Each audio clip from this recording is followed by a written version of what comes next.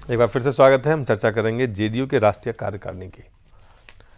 नरेंद्र मोदी पर नीतीश कुमार के जो लगातार सीधा बयान उन्होंने नहीं दिया है, लेकिन जो बात वो कहते आ रहे हैं और उनके जो बयान हैं, उनके जो तेवर हैं, उससे कई सवाल खड़ा होता है। सबसे पहला सवाल ये कि क्या बीजेपी और जेडीयू का गठबंधन आने वाले समय में चलेगा।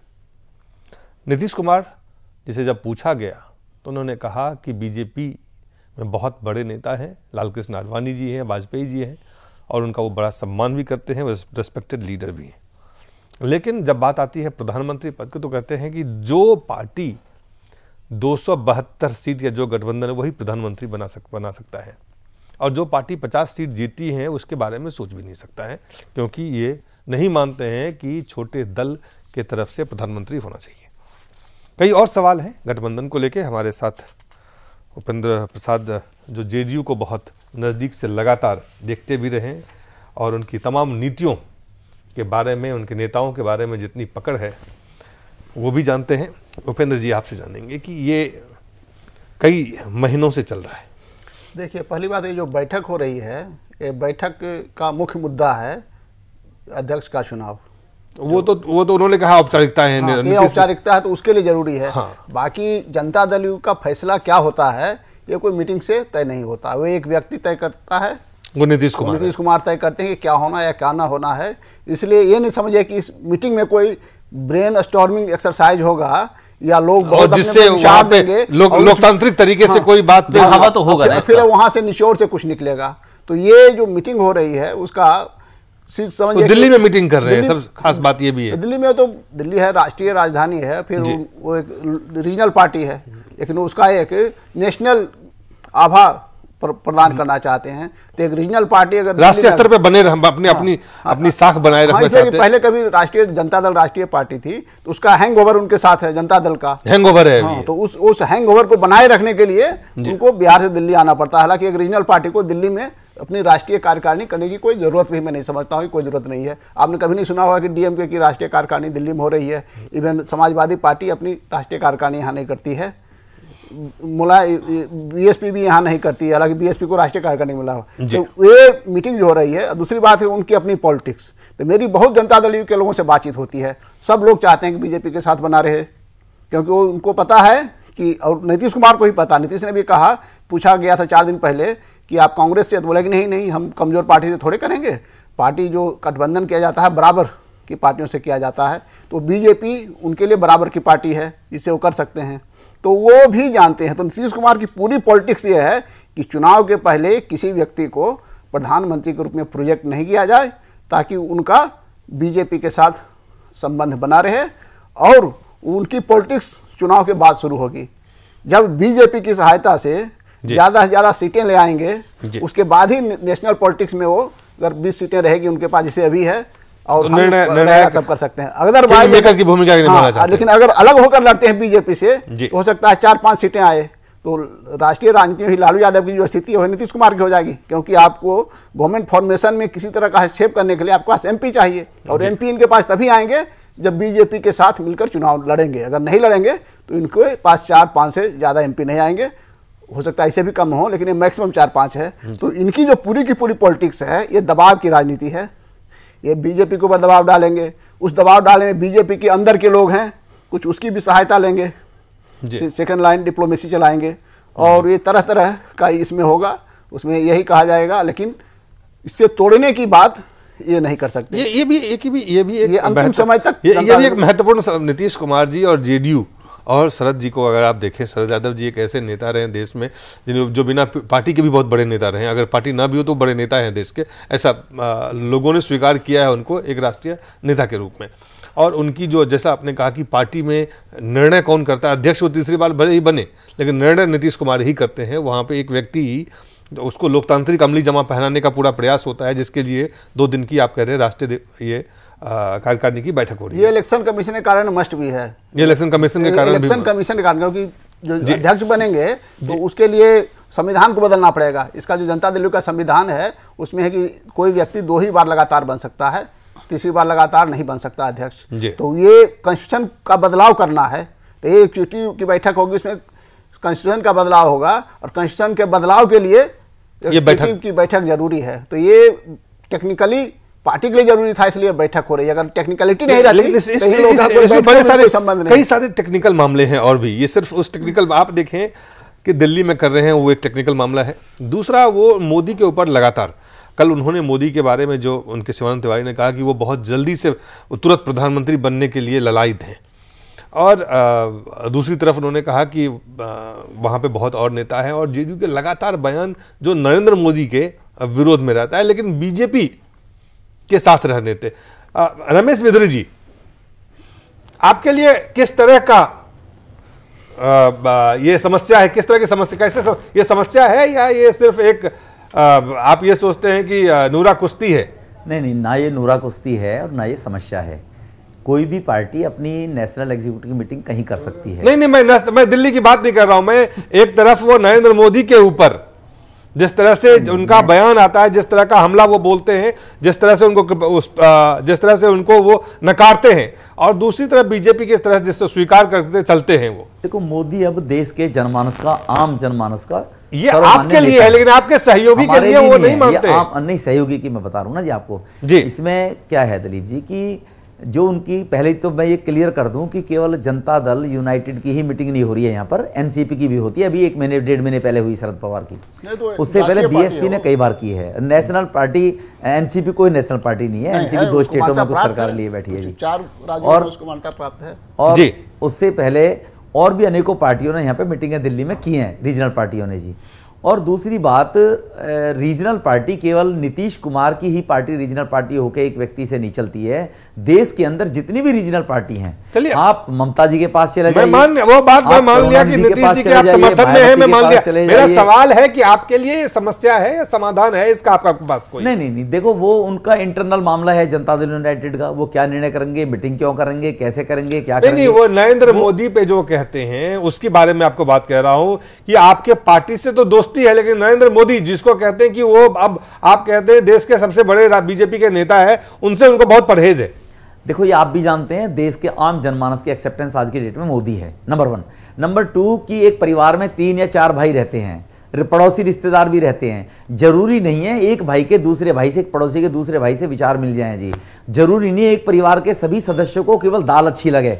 ये जरूरी नहीं है एक परिवार के 3 भाई हैं तो तीनों दाल को, किसी को टिंडे की सब्जी बढ़िया लगती है, किसी को आलू की बढ़िया लगती है। अगर उनको कहीं ना कहीं, तो आपके पास अलग अलग सब्जी है जिसको नीतीश जी चख रहे हैं? नहीं, हमारे पास नहीं है जी। नीतीश जी जनता दल यूनाइटेड के नेता हैं, और नेता होने के नाते वो एनडीए के अलाई पार्टनर हैं। अलाई पार्टनर में जरूरी नहीं है कि उनको मोदी जी से क्या किसी भी प्रकार की क्या नाराजगी है, क्या है, वो इंडिविजुअल मोदी जी से होगी। मोदी जी से होगी वो नीतीश जी जानते होंगे, मैं इस विषय में नहीं जाना चाहता हूं। लेकिन मोदी जी पे वो कितना भी अटैक करें, कुछ भी अटैक करें, तो अटैक उनका भी ये राजनीति है, बिहार की राजनीति है। बिहार की राजनीति को देख के वो कुछ ना कुछ करते होंगे, चाहते होंगे, बोलते होंगे। लेकिन भारतीय सवाल है 2014 के लिए आप जा रहे हैं पुष्पेंद्र।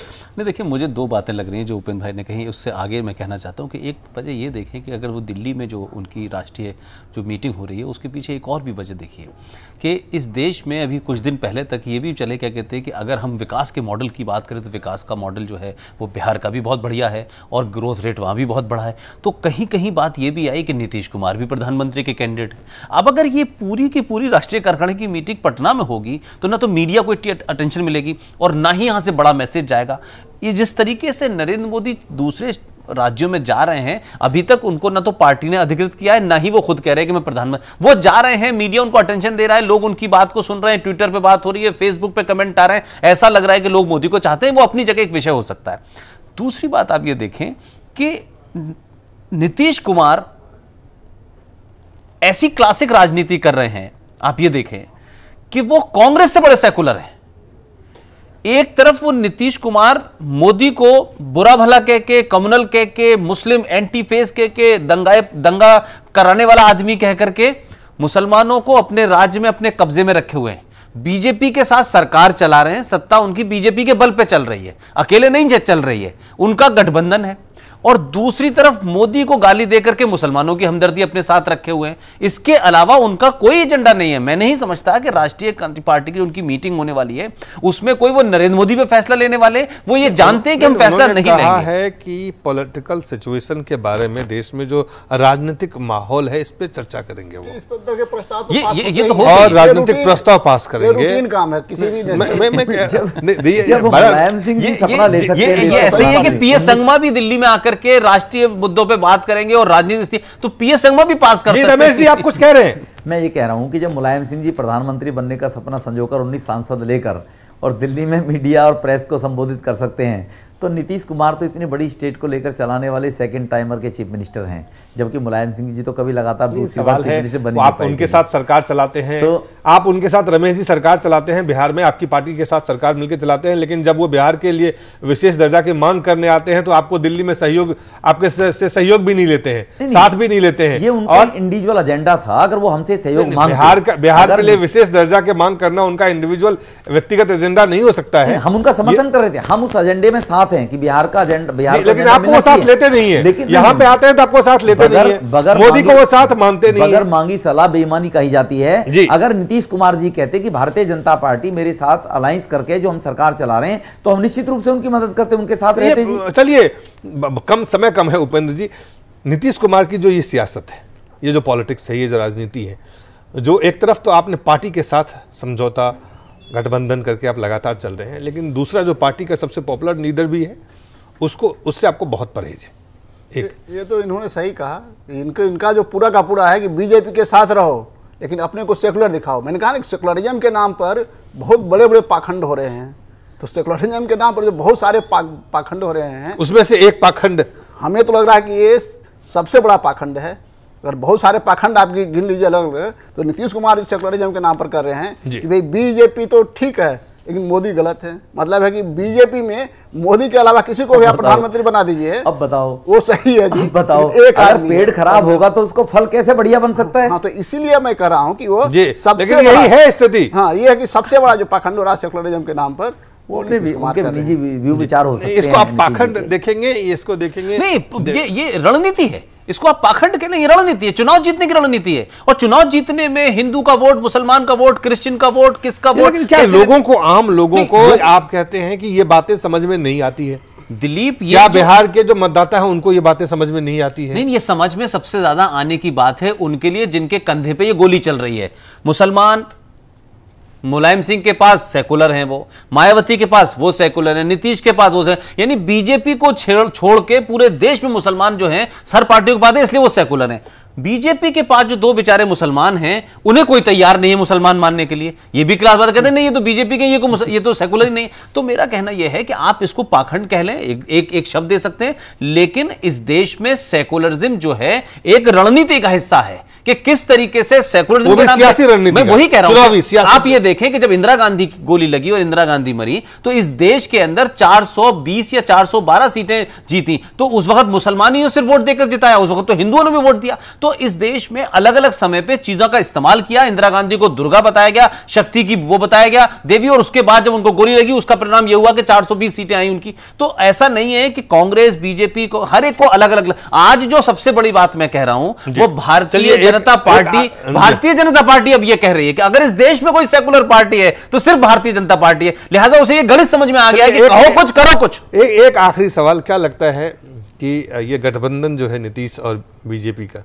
नरेंद्र मोदी जिस तरह से आगे बढ़ाए जा रहे हैं बीजेपी में, और जिस तरह की आवश्यकता पार्टी को महसूस हो रही है, उसको लेकर अरुण जेटली जी के जो बारे में जो खबर छपी है, कई और बातें, इस बार बहस जारी है, लेकिन ये गठबंधन कहाँ जा रहा है अब जेडीयू और बीजेपी का? ये हमें लग रहा है कि ये जो गठबंधन है ये चुनाव तक नहीं टिकेगा, क्योंकि ये नीतीश कुमार चाहेंगे, चुनाव के बाद भी रहेगा। नीतीश कुमार, चलिए आपसे आपके पास आते हैं, नीतीश कुमार चाहेंगे तब भी नहीं टिकेगा, क्योंकि बिहार के बीजेपी के लीडर्स हैं, वो अगर कहें कि भाई जब नरेंद्र मोदी को प्रोजेक्ट कर रहे हो तो हम फिर 15 सीट पर क्यों चुनाव लड़ें, हम 40 सीट पर चुनाव लड़ेंगे। क्योंकि बिहार में नरेंद्र मोदी अभी सबसे बड़े फैक्टर है। वहाँ पर आप उनकी चुनाव सभाएं करवा दीजिए, उसके बाद देखिए उसमें कितनी भीड़ जुट रही है अलग अलग। अगर प्रत्येक दिन 10 स्थान पर आप चुनाव सभा करवाइए, अब पता कीजिए रिकॉर्ड भीड़ जुटी।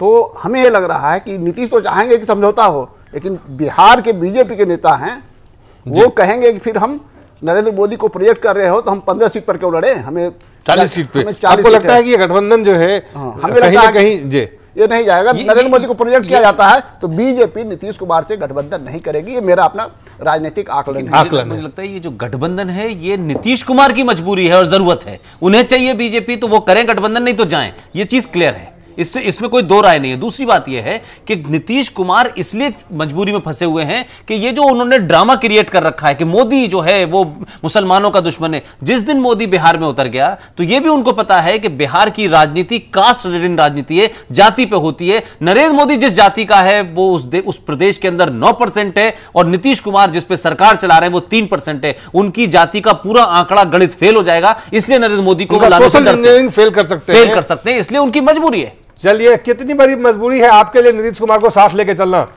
रमेश जी? नहीं, हमारे लिए कोई मजबूरी नहीं है, हमारा अलायंस पार्टी है, वो हमारे उनके विचार मिलते हैं और आने वाले वक्त के बारे में कौन से विचार मिलते हैं? हाँ, भविष्य के गर्भ में क्या छुपा हुआ है ये तो मैं नहीं कह सकता हूँ इस बारे में जी। चलिए, मैं आपकी मजबूरी समझ सकता हूँ। नहीं, मजबूरी कोई नहीं है इसमें, नेचुरल है, हमारा लाई है, वो पार्टनर है हमारा, उनके साथ मिलकर हम चुनाव लड़ेंगे। नहीं, जब तक पार्टनर है तब तक अच्छी अच्छी बातें करनी पड़ेगी। पार्टनर है तो हमारी सुनो, नहीं तो घर जाओ। जी, बहुत बहुत धन्यवाद रमेश जी, पुष्पेंद्र, उपेंद्र जी, आप सबका बहुत बहुत धन्यवाद।